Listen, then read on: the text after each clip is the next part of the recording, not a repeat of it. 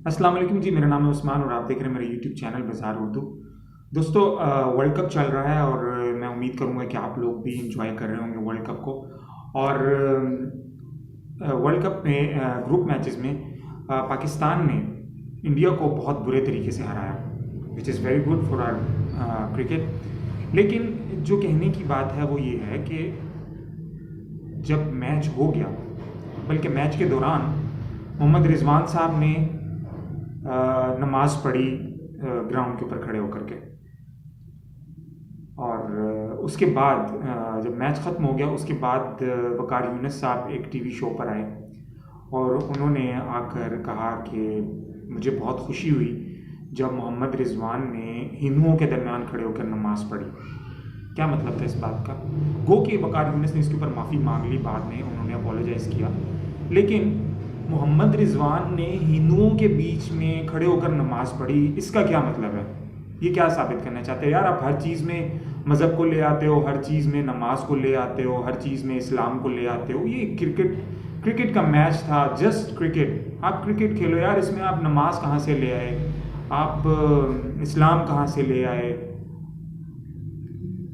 Basically तो मोहम्मद रिजवान को ये एक्ट करना ही नहीं चाहिए था, क्योंकि नमाज एक प्राइवेट इबादत है। आप अंदर जाके पढ़ो, आपको क्या ज़रूरत थी वहाँ पर? आपने पैड्स भी बांधे हुए हैं, आपने बूट्स भी पहने हुए हैं, आपने सारा कुछ किया हुआ है। आप उधर से वक्फा हुआ, आप नमाज पढ़ना शुरू हो गए,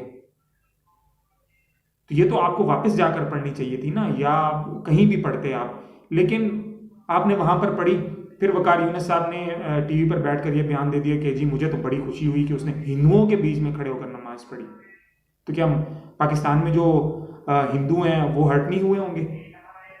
पाकिस्तान में सिंध में कितनी तादाद में हिंदू रहते हैं, ठीक है? तो इस तरह की चीज़ें प्लीज़ आप ना करें। आप लोग हर चीज़ में इस्लाम को ले आते हैं, फिर दुनिया में जो मैसेज जाता है वो यही जाता है कि ये लोग मुस्लिम इंतहा पसंद मुल्क है, ये इंतहा पसंद लोग हैं, ये एक्सट्रीमिस्ट हैं, ये मैसेज जाता है।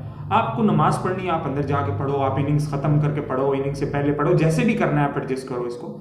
लेकिन हिंदुओं के बीच में खड़े होकर नमाज पढ़ना, जो कि फिर उसके ऊपर जब उन्होंने ये बात कर दी वकार यूनिस ने टीवी के ऊपर, तो फिर इंडिया के कमेंटेटर हैं हर्षा भोगले, उन्होंने ये कहा कि वकार यूनिस जैसा आदमी ऐसी बात करेगा, तो विच इज़ वेरी सरप्राइजिंग कि अच्छा नहीं लगा उनको।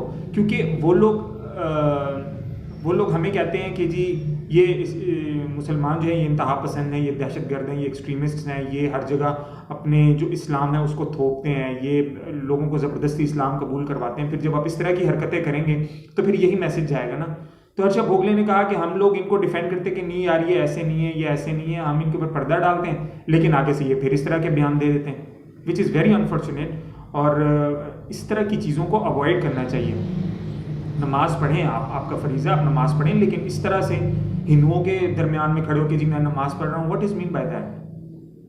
अच्छा, और उसके बाद फिर एक दूसरा बयान आया जनाब हमारे वज़ीर दाखिला शेख रशीद साहब की तरफ से। उन्होंने क्या बोंगी मारी, उन्होंने ये कहा कि जी इंडिया मैच हार गया और पाकिस्तान मैच जीता। उसके बाद जो उन्होंने कहा कि जी ये आलम इस्लाम की फतह है। आलम इस्लाम की फतह? एक क्रिकेट का मैच आप जीते हो, आप उसको एंजॉय करें, आप फिर बीच में इस्लाम को ले आए कि जी आलम इस्लाम की फतह है, आलम इस्लाम को मुबारक हो। और फिर उन्होंने ये कहा कि जी इंडिया में जो इवन मुसलमान हैं उनको भी आज खुशी हो रही होगी। ये क्या, किस किस्म की अजीब बोंगी आपने मारी? वो भी आपने जो है वो मैसेज दिया नेशनल लेवल के ऊपर। आप एक वज़ीर दाखिला एक मुल्क के, और आपके मुल्क के ऊपर इतनी जो है वो प्रेशर है, आपके मुल्क को दहशतगर्द कहा जा रहा है, यहाँ पे पाबंदियाँ लगी हुई हैं, आप इस तरह के फिर बयान दे रहे हो कि जी आलम इस्लाम को मुबारक हो। आलम इस्लाम बीच में कहाँ से आ गया? ये तो मुसलमानों की बात ही नहीं थी, ये तो एक पाकिस्तान की बात हो रही थी। पाकिस्तान और इंडिया के दरमियान मैच था, पाकिस्तान जीत गया, बस आप पाकिस्तानियों को मुबारक दें, पाकिस्तान का नाम लें, आप बीच में इस्लाम को जोड़ रहे हैं कि जी आलम इस्लाम को मुबारक हो। तो जो इंडिया में मुसलमान रहते हैं, आपको क्या लगता है कि वो अपने मुल्क से प्यार नहीं करते, वो पाकिस्तान से प्यार करते हैं?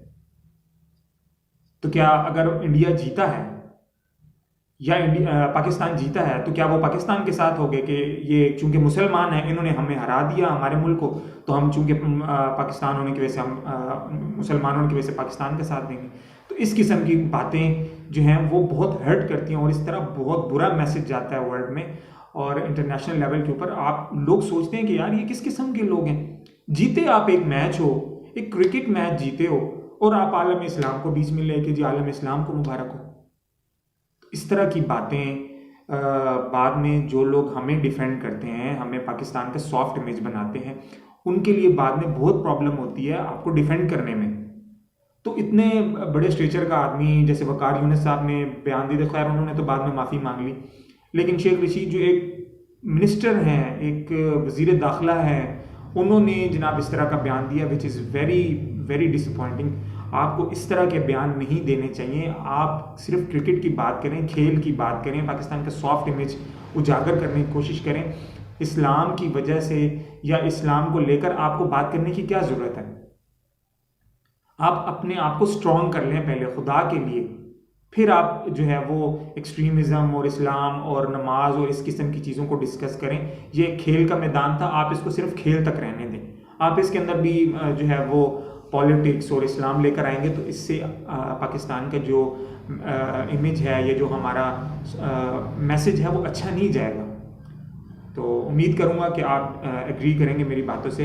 अगर आप एग्री नहीं करते तो आप अपने कमेंट सेक्शन में जाकर आप अपने ख्यालात का इजहार कर सकते हैं, देयर इज़ नो प्रॉब्लम। लेकिन जो है वो मुझे जो सही लगा वो मैंने बात कही और शेयर करना हक बनता है। मैंने अपने व्यूज़ जो हैं वो शेयर किए हैं। उम्मीद करूँगा कि आप एग्री करेंगे। नेक्स्ट वीडियो में आपसे इंशाल्लाह फिर मुलाकात होगी। अल्लाह हाफ़िज़।